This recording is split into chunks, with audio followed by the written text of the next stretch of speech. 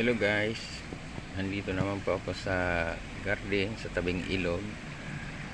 Naglinis at nagdilig ng tanim kong sitaw. Ayan siya, oh. Malalaki na. Ayan. Sana mamunga sila ng marami. Ayan.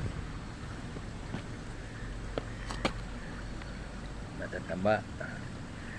Ayan siya sa gilid nitong ilog. Ayan, sayang ng space. Ayan.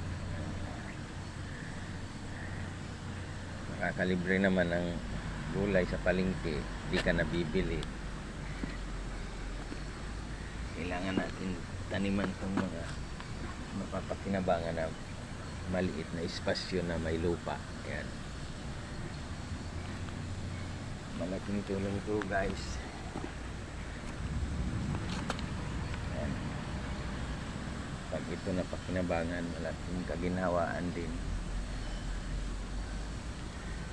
Libreng-libre ka na sa pamalingki kaysa bibili ka pa. Ayan guys. Ayan.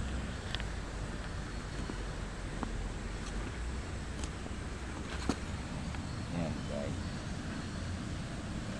Puro sito yan guys. Sa kahabaan nitong may bakod na gapangan nila. Yan.